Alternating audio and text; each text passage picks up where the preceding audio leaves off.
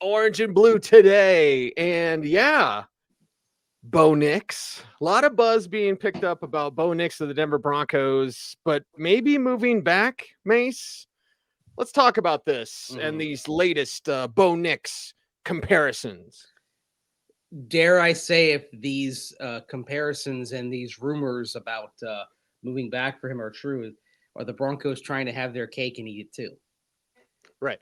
Trying to get a quarterback. Maybe they don't love him to the degree of J.J. McCarthy, but perhaps they love a roster with intact draft capital and perhaps picking up a second round pick with Bo Nix more than they love a roster where you have to move up and sacrifice at least your next 3 first round picks to get J.J. McCarthy. I think that's a huge part of the equation here for the Broncos. Yeah, it's a big part of the equation. And you had written at denversports.com about what's going on, here before the draft. And you had a little line in your latest that said, Tom Pelissero is reporting the Broncos are most likely to move back. And I was like, I wonder who Tom talks to, Minnesota guy. Like, it's not real hard to do that math. But I was like, okay, we know George would love to move back and pull this off. But the problem becomes if someone, the Giants, who are not taking a quarterback at 6, but they could move back, or they could move back into the first and try to get Bo Nix. I think that's might be what they're trying to do, Mace. Not only the Giants, it seems like the Rams are keen to potentially add a quarterback in this cycle with Matthew Stafford not getting any younger. And although he had a great season last year as they returned to the playoffs, felt very much like a borrowed time type of season after that injury plague 2022 that he had. So the Rams, with Stafford going into, believe it or not, year 16 in the NFL, man, it goes fast. Yes, it does. Yes.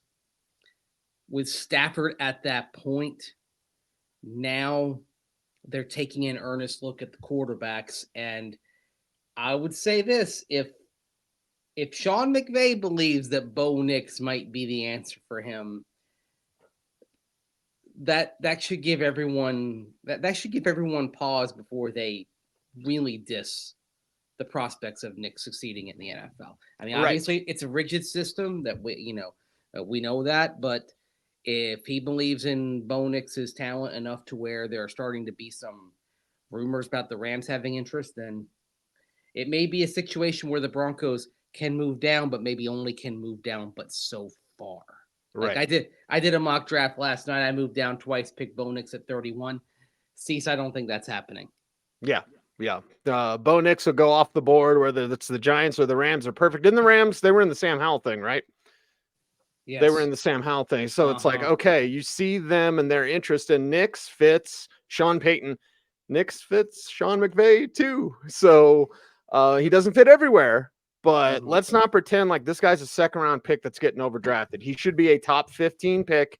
And if he goes after 15, consider it a bargain. Yeah. It's funny because on Wednesday morning, I did one of those media mock drafts with a sports radio station in Jacksonville.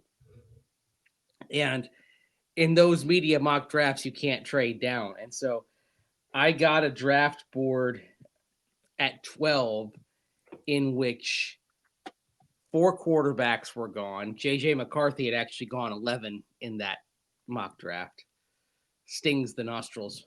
Yes. Byron Murphy was gone. Latu was gone. Brock Bowers was gone. And I went on air and said, well, this is what the draft board looks like. The Broncos are moving down. And in reality, and in fact, one of the teams that has been rumored to move up, Jacksonville at 17. If the board goes like that, and there have been no corners taken as there was in this mock draft, then I think Jacksonville is burning up the phone lines to get to 12 and pick either Terry and Arnold or Quinion Mitchell, one of the 2 top corners in the draft. So in this instance, with the inability to trade, I figured I would just get the player right, and I selected Bo Nix. And I thought that was the best chance to get it, to get the pick right. Even though I said I think that Bo Nix happens, but he happens a few picks lower, and maybe 17 kind of is that sweet spot. I think 22, if you trade down with the Eagles, there have been rumblings that Howie Roseman's looking to move up. Shocker. Yes, I don't like that because to come back to the Rams are sitting there at pick 19. Of course, if you move back to 17, then what if the Rams try to jump you if they're keen on Bo Nix? And then it comes back to maybe you might have to take Bo Nix at 12. Right. And listen to everybody say, you reached QB 5 at 12. Oh my goodness. If you really believe Bo Nix can run this offense and run it well, who cares? That's what I say. If Sean Payton believes that Bo Nix can do a good job running his scheme, pick him at 12. But I would I like to get more draft capital? Yes. But the priority is get the quarterback. Yes, 1,000% get the guy. And is he like Drew Brees or no, Mace? I do have a surprise for you. Okay, I told you about it. I'll show you the listeners. This is the Sporting News draft guide for 2001. I have them dating back to 1999. And I also have the college football annuals dating back to 83, I think.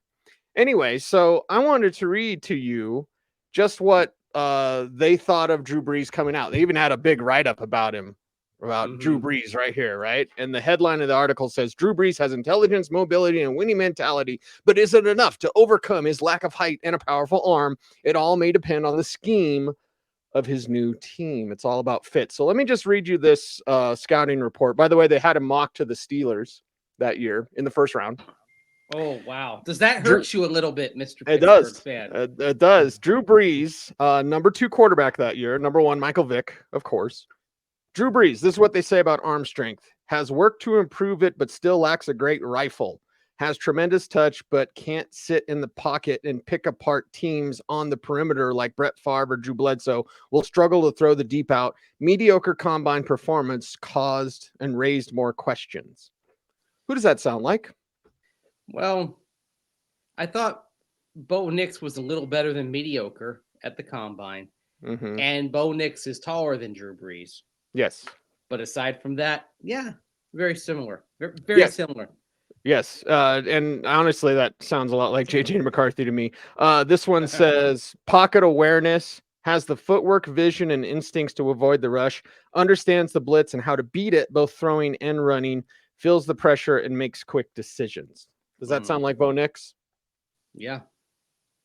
Bottom line, okay, and they graded him on 1, 2, 3, 4, 5, 6 things. Here's the bottom line. Experience as a 3-year start in the Big Ten is invaluable. Reads and understands defenses better than most second and third year NFL quarterbacks, but still will need time to adjust to the speed of the NFL. Overall, a solid prospect with enough natural skills to make it as an NFL starter. Might never be great unless he is surrounded by tremendous athletes at the wide receiver position. Think Kurt Warner in St. Louis.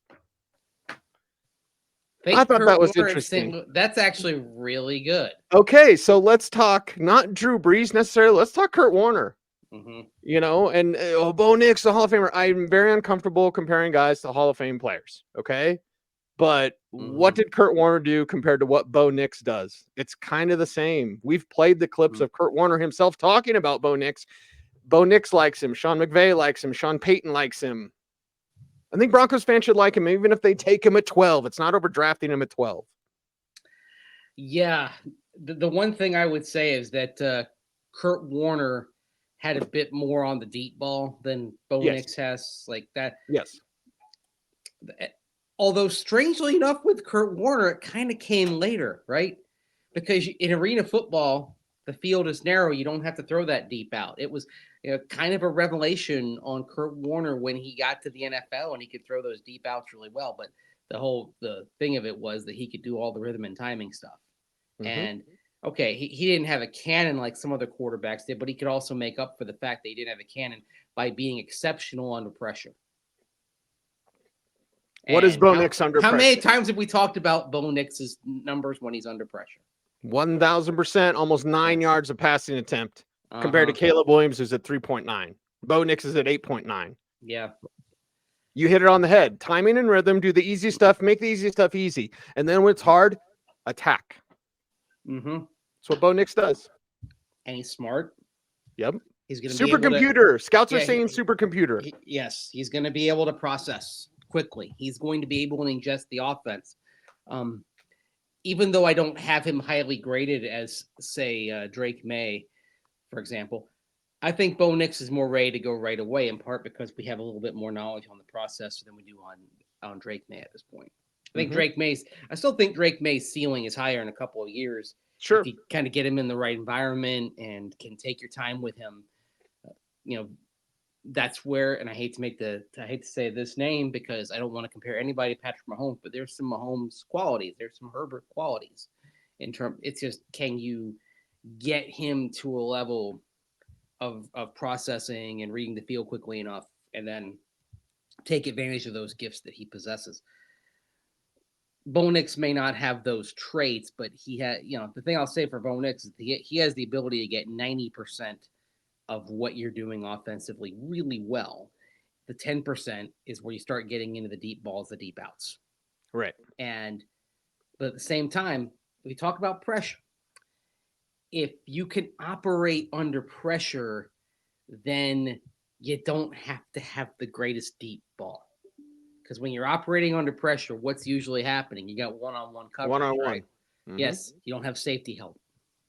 So, yeah, this is. I'm optimistic about the notion of Bo Nix in a Sean Payton offense. Put it this way: if you're talking about quarterbacks who fit what Sean Payton wants to do, Bo Nix is a heck of a lot closer than Zach Wilson skill set wise. Unfortunately, Zach Wilson makes a lot of the same mistakes that Russell Wilson made in terms of handling pressure, drifting into sacks. Zach Wilson would drive Sean Payton a bit bonkers if those habits aren't corrected. Right. You see the physical stuff with Zach Wilson, and then you get to the mental side. You're like, why do you keep making these mistakes with Bo Nix? One, the mistakes are limited. Don't give me the Auburn stuff. I'm tired of talking about Auburn. Oh, it was the system at Oregon. Yeah, you have to run the system.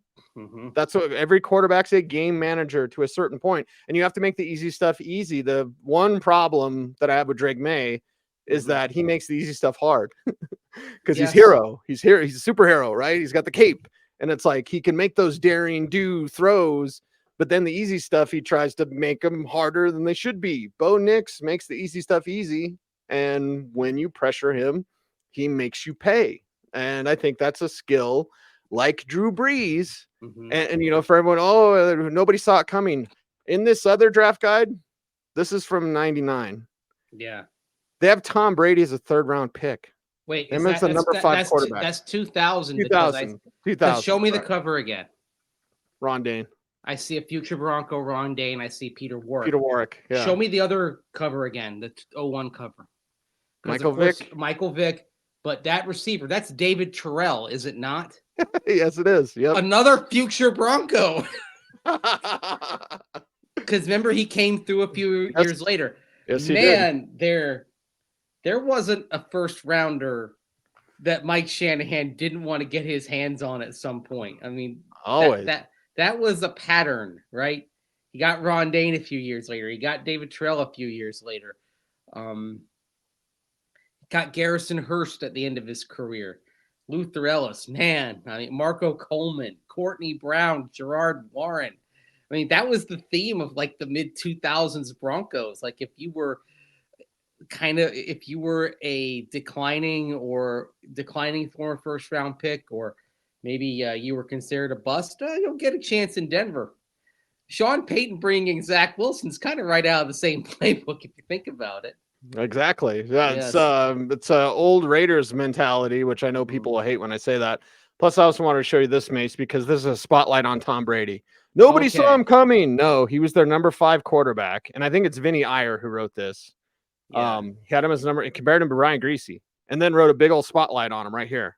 So it's like nobody sees him coming. Like, okay, the quarterback conversation changes on the fit.